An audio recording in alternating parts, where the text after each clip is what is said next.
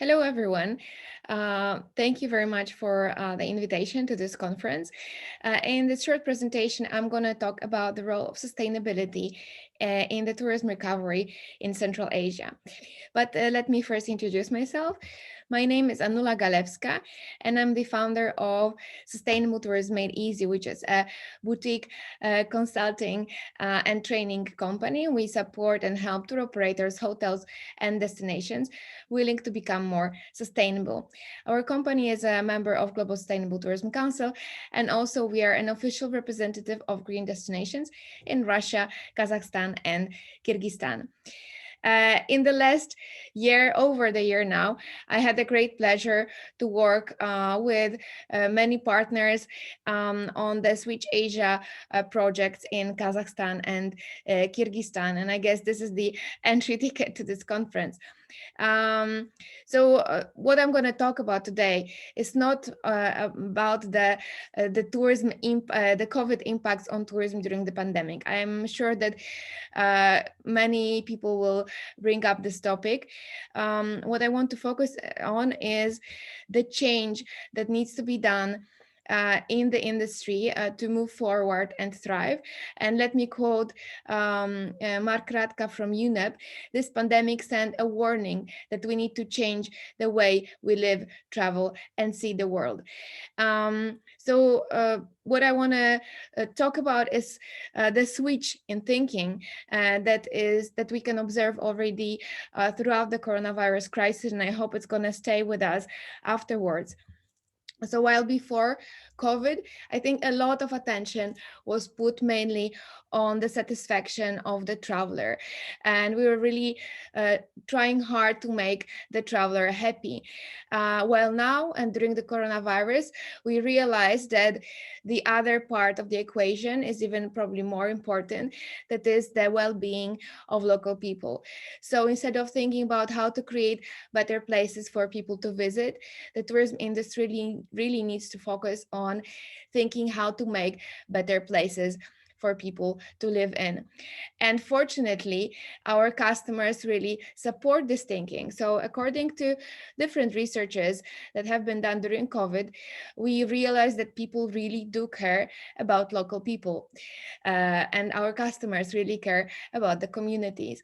So according to the Fleischmann-Hillard research, 65% said that the likelihood of purchasing a brand would be based on how well the brand responds to the crisis. Almost everyone, like over 90% of customers, said that they expect companies to take steps to help workers stay healthy. And almost 90 said that they expect employers to be generous and creative in mitigating the impact on workers. So as we can see, although this research was not done specifically in the tourism industry, but this resonates with all industries. People really think about workers, and in our case, workers, these are the destinations that we visit. These are the local communities. And obviously, the impact of COVID on people was absolutely huge on the local communities in terms of the economy. According to this research and some statistics from UN, global economy could lose over $4 trillion due to COVID impact on tourism. So obviously, when the economy loses, it's the people who lose the most, and especially the most vulnerable and poor groups. That's why these are the people that we need to have mainly in focus. And apart from the economy drop in economy, when we talk specifically about tourism, we realize some changes and some interesting trends, or we made some things became more obvious than before COVID, specifically in even in Central Asia. So I think that some of the issues that we face was an uneven tourist dispersion. Before COVID, there were some destinations really popular, especially, for example, with international travelers. And then During COVID, this completely switched. And when we had the moments in time when the domestic tourism was allowed, or now, and started booming, then we really saw an uneven dispersion of some local destinations really struggling with over tourism, while the others being really empty and suffering from lack of people and lack of money, right? Some other issues that rise was amount of litter that our travelers leave. I heard from colleagues from Kazakhstan that the amount of litter that was left by local travelers in some of the popular destinations really raised concerns of the ministries that who said that they need to implement ecology in schools, right, to raise the awareness of local people. These things we're not aware of because our travelers, people from Central Asia, many of them were leaving to Turkey, Egypt, Greece, or Thailand, and other countries abroad. Another issue is amount of plastic waste because of COVID crisis that really increased. And some other things like that we made really became more painful for us is the lack of proper infrastructure to develop domestic tourism. There was really high price versus the low service quality in some areas. And in general, when working with these destinations in Central Asia, I realized that there was a really huge lack of systematic approach to tourism management. And destinations and companies were simply not ready for such a crisis, and they were not resilient in a way. So during COVID, we learned a lot of things in a hard way. uh, so now the whole industry is thinking, okay, so what can we do for the recovery? And as a big supporter of and signatory of a Future of Tourism Coalition, I'd like to bring everyone's attention to the guiding principles to recovery published by the Future of Tourism Coalition, which all absolutely align with the principles of sustainable tourism. But I'm not going to go through all of them.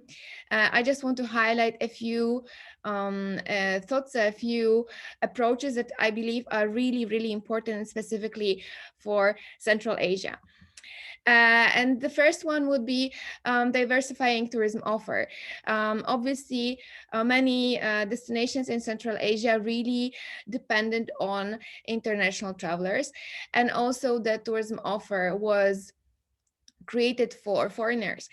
And now we realize that when the borders are closed, people are not coming. We really need to look at creating more diversified offer for the domestic or even regional travelers that can come from other countries. Even, for example, Russian market, I think, is becoming more important for some Central Asian destinations right now.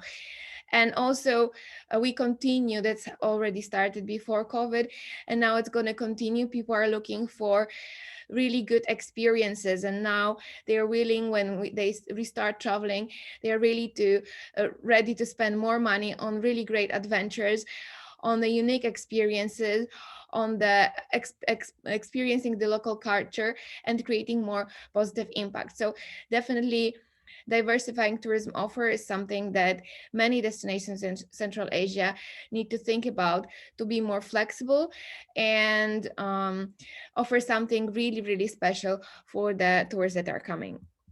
Uh, Second thing is increasing industry's environmental standards.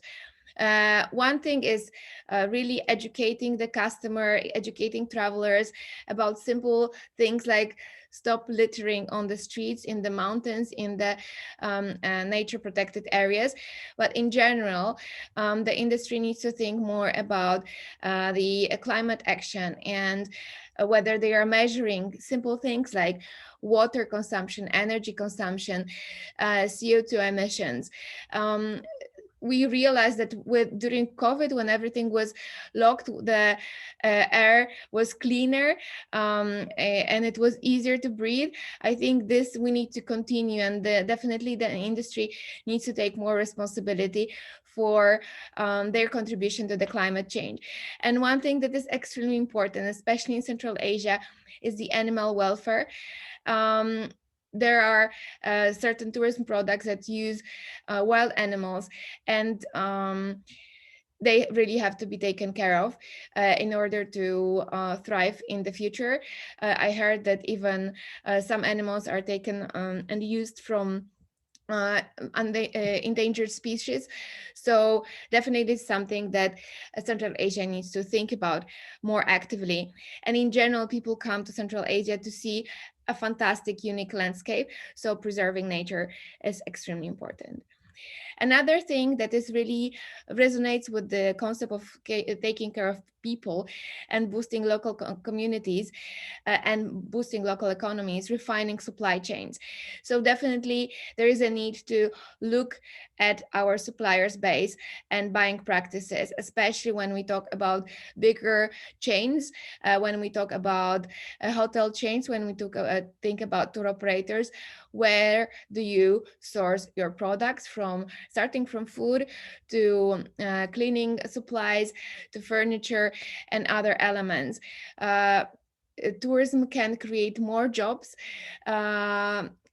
throughout this whole supply chain, right?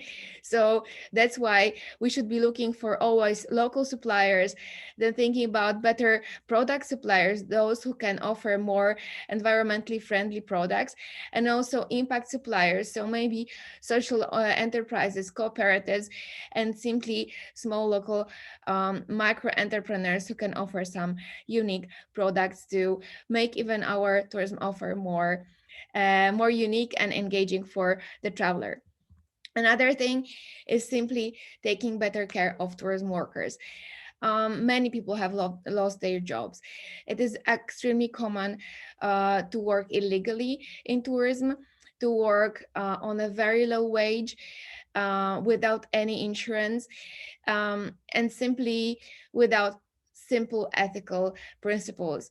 I was personally shocked in a negative way in some destinations that I have recently visited about how hoteliers approach their staff, what they expect from people working in the housekeeping, receptionists, even mountain guides.